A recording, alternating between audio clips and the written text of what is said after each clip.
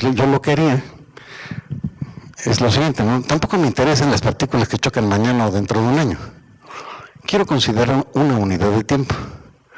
Es decir, por ejemplo, quiero considerar los choques que van a suceder entre el mediodía y el mediodía más un segundo. Exactamente, entre el mediodía y mediodía más un segundo, nada más.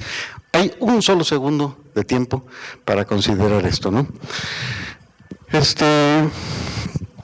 Si yo pongo aquí un segundo, me voy a ver obligado a considerar una cavidad muy grande, ¿no?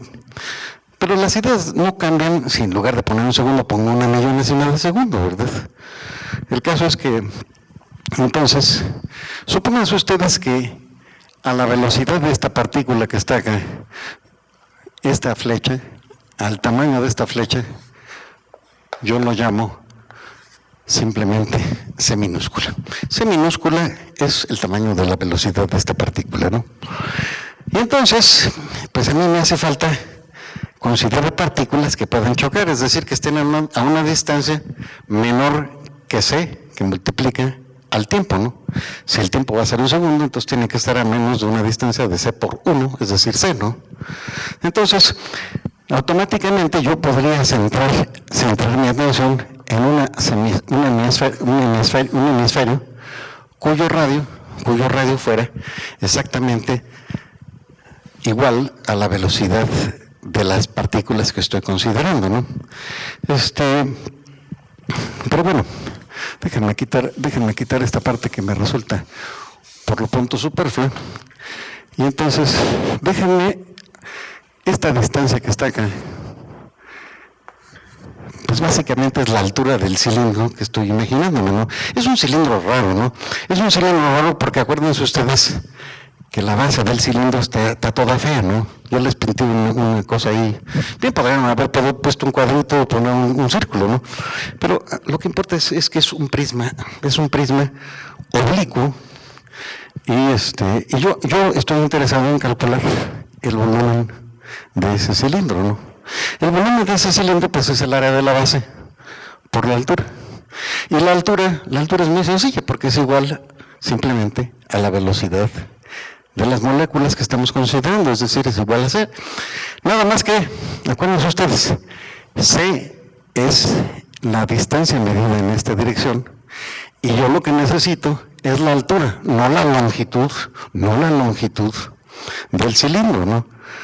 La fórmula para el volumen de un cilindro chueco como este, imagínense, es un cilindro como, más o menos viene siendo como la torre inclinada de Pisa. Nada más que la torre inclinada de Pisa no tiene su techo horizontal, sino al inclinarse la torre, pues también se le inclinó el techo, ¿no? Y yo, vean ustedes, este lado es rigurosamente paralelo a este otro, ¿no? Entonces yo, la fórmula que voy a utilizar para calcular el volumen, pues es esa que dice área de la base por la altura. No por la longitud del cilindro, sino por la altura. Entonces, el volumen, pues va a ser igual a delta S, que multiplica la altura. Pero la altura, bueno, pues viene siendo la proyección de esta velocidad en esta dirección. Es decir, lo que nosotros hemos llamado V subíndice M.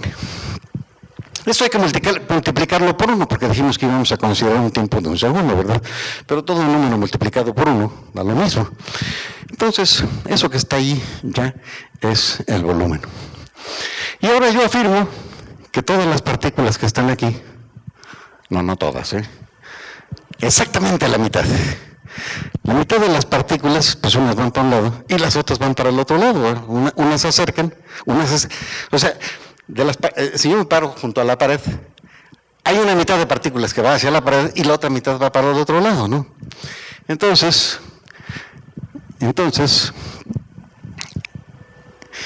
yo lo que quiero calcular ahora es cuántas partículas van a chocar contra el elemento de superficie.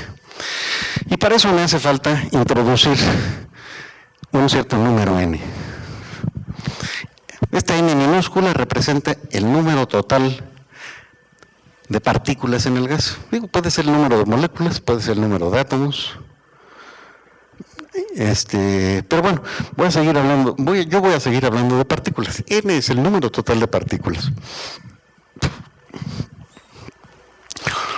Ahora, si este número n lo divido entre el volumen total de toda la cavidad, y entonces obtengo una cantidad bien interesante. Es el número de partículas por unidad de volumen. Y ya que tengo este número, ven ustedes la propiedad interesante, ¿no? Este número multiplicado por este otro volumen, es decir, por delta S, por V subíndice N, me da el número de partículas que está contenido en este cilindro más o menos chueco. Y de ese número de partículas, pues hay unos que van hacia la pared y otros que se alejan, ¿no? Entonces, este número que está acá, dividido entre 2, pues da el número de partículas que van a ir a chocar exactamente al lugar que yo quiero que vayan a chocar. Este número es bien importante. Este número, déjenme encerrarlo en un cuadrito. Este número es bien importante. ¿Por qué? ¿Sí? Perdón, pero no cambia la velocidad de los átomos del gas al chocar con la pared. Bueno, mire, efectivamente, eso lo dijimos un poco antes de que usted llegara, ¿no? Efectivamente, eso sí lo dijimos antes de que usted llegara. Yo estoy calculando el número de partículas que hay dentro del cilindro, ¿sí? Y ahora, de esos que están dentro del cilindro, hay unos que van hacia la pared y otros que van en el sentido, y exactamente es la mitad para un lado y la mitad para el otro. Estamos tomando, vamos a decir, la familia de todas las partículas que mueven exactamente con la velocidad c. Después vamos a tomar en cuenta otras velocidades, ¿sí? Bueno, entonces, este número que yo les he colocado en el recuadro, ¿verdad? Porque este cociente es el número de partículas por unidad de volumen, y multiplicado por el volumen, me da el número total de partículas contenidos en el cilindro, y con el 2 me dice, pues cuáles van efectivamente a chocar contra la pared, ¿no? Ahora, cada una de estas partículas va a tener este cambio en la cantidad de movimiento. Y entonces yo puedo calcular cuál es el cambio total de todas las partículas que van a chocar contra la pared. Porque cada una de ellas contribuye con esta cantidad, pero tengo esta totalidad de partículas que realizan ese choque, ¿no? Entonces, el cambio en la cantidad de movimiento de todas las partículas que chocan contra la pared en ese intervalo que hemos puesto de manera arbitraria igual a un segundo, pues no es otra cosa que el producto de este número y este otro. Déjenme ponerlo aquí, ¿no? Es n entre d, multiplicado por delta S por d subíndice n entre 2, y tengo que multiplicarlo por aquí un menos, y luego por un 2, y luego por la masa, y finalmente por v subíndice n. Este es el cambio en la cantidad de movimiento de todas las partículas que chocan contra la pared. Es el cambio en las partículas. Bueno, es el cambio por unidad de tiempo. Y ese cambio por unidad de tiempo en la cantidad de movimiento, pues no es otra que la fuerza, ¿no? Esto que está acá, es igual a la fuerza. Nada más que sigamos siendo cuidadosos. Esta es la fuerza que ejerce el pedacito de superficie que nosotros hemos distinguido sobre las partículas de gas que han chocado contra él. Entonces, yo debería ponerle aquí un subíndice que dijera fuerza ejercida por el pedacito, sobre todo es demasiado rollo poner allí, ¿no? Mejor vamos a acordarnos que esa fuerza es relativa precisamente a la fuerza que ejerce ese pedacito de la superficie del recipiente sobre las partículas del gas que han chocado contra ese elemento de superficie, ¿no? ¿Y esto para qué? Pues vean ustedes, a mí lo que me interesaba era la fuerza que ejerce el gas contra la pared, ¿no? Y aquí viene en mi auxilio la tercera ley de Newton. ¿Qué dice la tercera ley de Newton? Que la fuerza que ejerce la pared sobre las partículas es igual a la de las partículas sobre la pared, pero de sentido contrario, ¿no? Entonces, la fuerza que ejerce el gas, ahora el gas sobre las paredes, es igual a este mismo número, pero con signo contrario. Nada más que antes de que yo la escriba, permítanme ustedes hacer simplificaciones algebraicas. Por ejemplo, vean ustedes que tengo aquí multiplicar por 2 y aquí tengo dividir por 2, ¿no? Así que estas dos operaciones realmente se cancelan entre sí, ¿no? Y entonces, déjenme poner ahora, P, la presión, es la fuerza que ejerce el gas sobre la pared en la unidad de superficie de pared, ¿no? Bueno, pues esa fuerza, ya quedamos que era pero con signo contrario, entonces tengo N entre V, que multiplica a delta S, por V subíndice N, por la masa, por V subíndice N, pues aquí mejor le ponemos un cuadrado, ¿verdad? Y luego todo este número, porque la presión es la fuerza por unidad de área, Y aquí ven ustedes, qué maravilla, ¿no? El elemento de superficie en el numerador y el elemento de superficie en el denominador se cancelan mutuamente y nos encontramos con un resultado que realmente es muy sencillo. Vamos a organizar el resultado de tal manera que podamos interpretarlo y que no simplemente sean numeritos o fórmula matemática, ¿no? N entre B, el número total de partículas dividido entre el volumen, pues es la concentración, es el número de partículas que hay en la unidad de volumen, ¿no?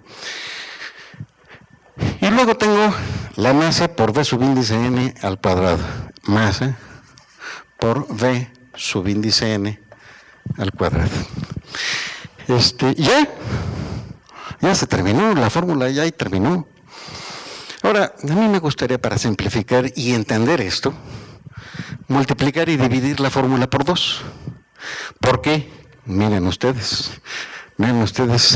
que si yo divido esta por 2, pero la multiplico por 2. Si la divido por 2, entonces esto que está acá es un concepto viejo que ya todos entendemos y que es el de energía cinética, ¿no? Entonces, vean ustedes que la formulita nos estaría diciendo que la presión no es otra cosa que la concentración, el número de partículas por unidad de volumen, multiplicada por el doble de la energía cinética, en cierta forma, promedio para todo el gas, ¿no? Aquí, como ustedes verán, estoy haciendo milagros para que me alcance el pizarrón. Ahora necesito hacer un análisis que tiene que ver con la simetría, ¿no? Yo hice el análisis en esta pared, pero pude haber hecho una pared en este otro sentido o una pared en este otro sentido. Hay 3 tipos realmente las paredes me pueden definir hasta el sistema de coordenadas más adecuado para hacer el análisis del problema, ¿no? El caso es que si esta fuera la dirección del eje X, entonces esto que acabo yo de obtener sería una presión ligada con una fuerza aplicada sobre una pared que tiene una perpendicular en la dirección del eje X.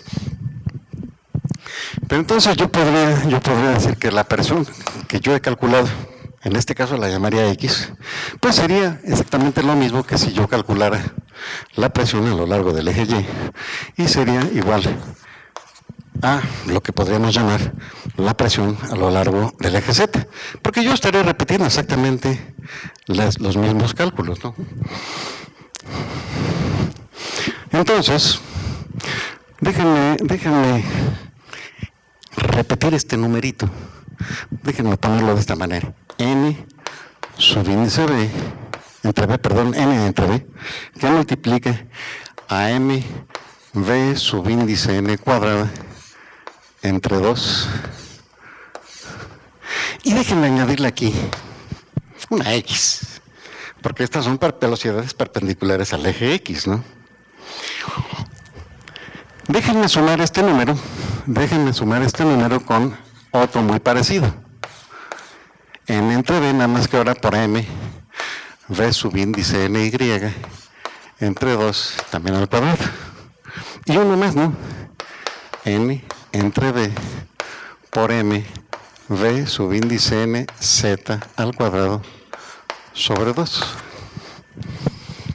Estos tres números son idénticos, ¿no? Nada más que el primero está ligado con la dirección X, la otra con la dirección Y y la otra con la dirección Z.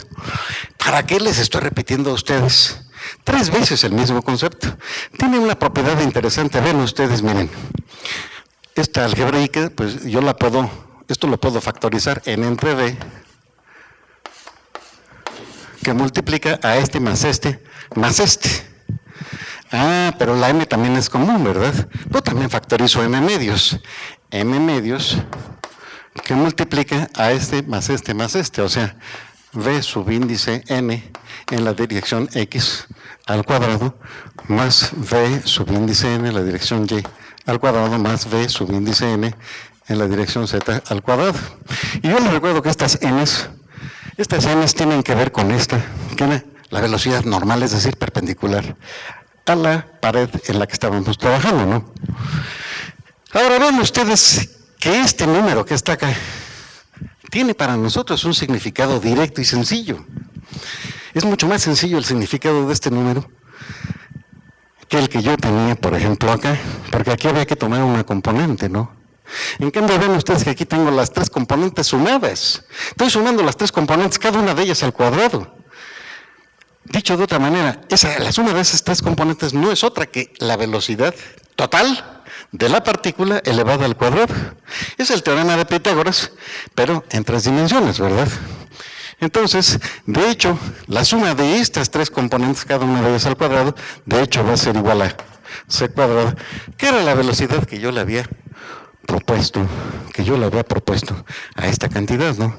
Entonces, esta fórmula se reduce a n entre b, que multiplica a n c cuadrada sobre 2.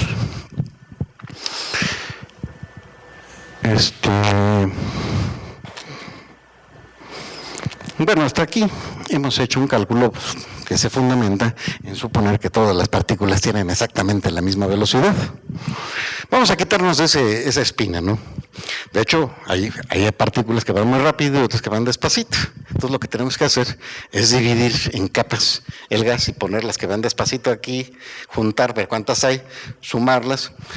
Vamos a hacerlo, ¿no? Afortunadamente este detalle se puede hacer con toda precisión sin conocer cómo está distribuido el asunto. Vean ustedes. Supónganse ustedes que hay N1 partículas donde la N1 estaría ligado con esta N minúscula. N1 conectadas con C1. N2 con C2. Hay N3 con C3. Y así sucesivamente, ¿no?